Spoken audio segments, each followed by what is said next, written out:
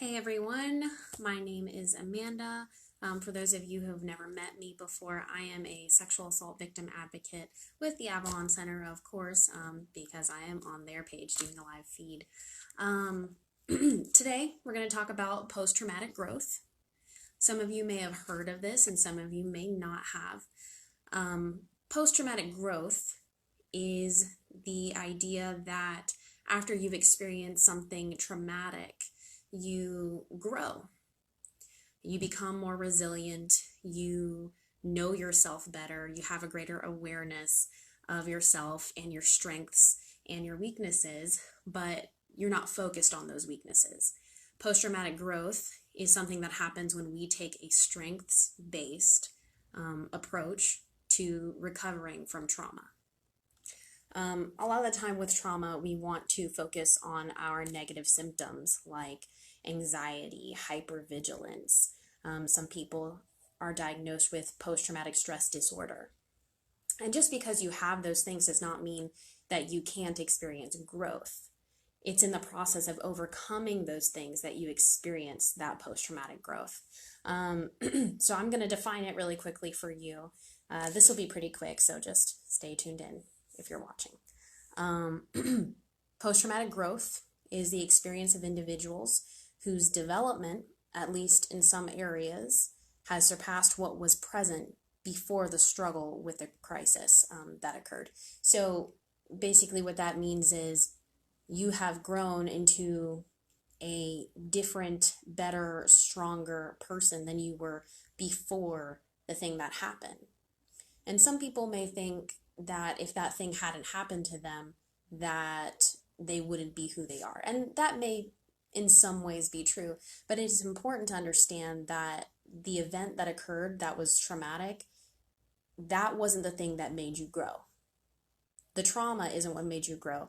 The way that you chose to interact with the trauma and the pain afterward is what helped you to grow, right?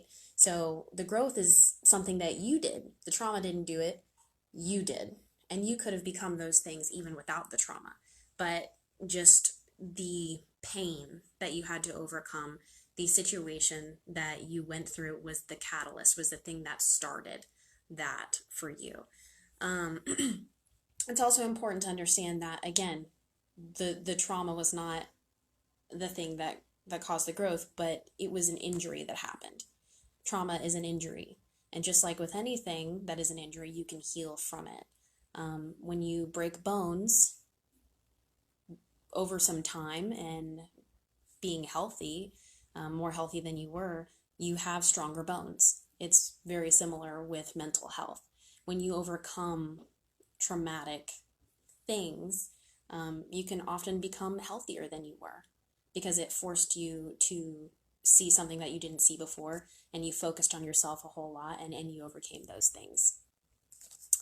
And again, it is important to understand that growth is not the absence of distress, right? Just because you may be experiencing the pain, just because you may be experiencing all of the symptoms of traumatic injury does not mean that you cannot grow or that you will not grow. It is what you choose to do in the face of those things that causes you to grow, right? It's a choice that you make. Growth is a choice that you make. You have to choose to grow. And how you do that is up to you. And here at the Avalon Center, we can work with you on that. We can talk to you about ways that you can go about doing that. So even though right now we are all social distancing and we're doing lots of Facebook Lives and support groups, you can call us and you can message us on Facebook, and we can talk about ways to grow when you're going through the things that hurt you.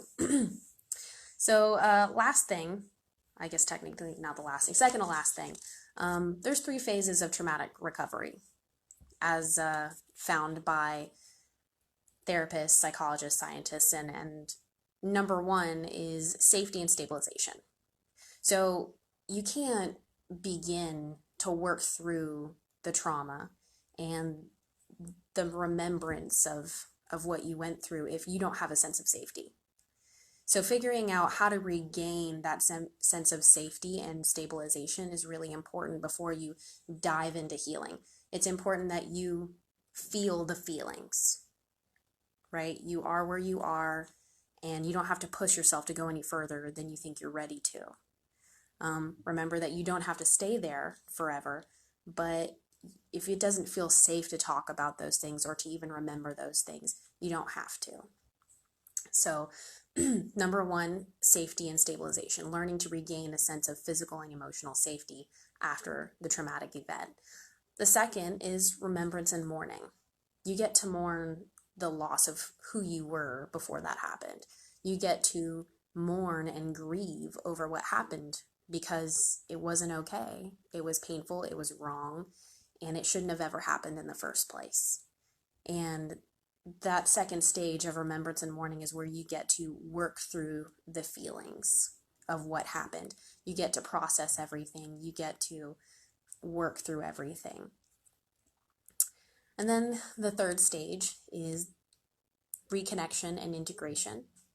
And that is when you've worked through everything, you have that sense of safety and a sense of self again, and the trauma is no longer a defining and organizing principle for you in your life. The trauma is there, but it's just one piece of your story. It's not the whole story.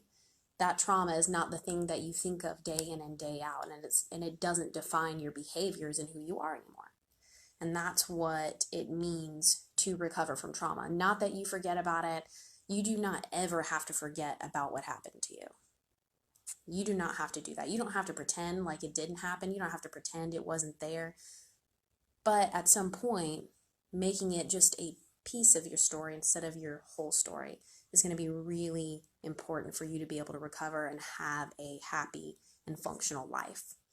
Trauma is going to come back up throughout your life. It's going to come back up, and you're going to deal with different pieces of it at different times in your life. You're going to remember it a little bit differently, a different aspect of it, part of it that you didn't think about before. And you will have to work through that.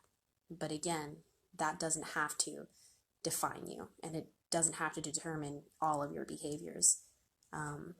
Yeah. And last thing, we have worksheets on this that I think it looks backwards.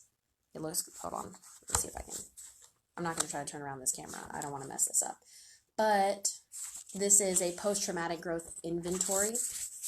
And you put 0 to 5 on these different statements. One of these statements is, number 1, I change my priorities about what is important in life. And you can rank it from 0 to 5 and see how your priorities have changed since the trauma occurred. And it asks a bunch of questions about yourself and who you are now that pits it against who you were before post-traumatic growth. And it helps you see how you've grown.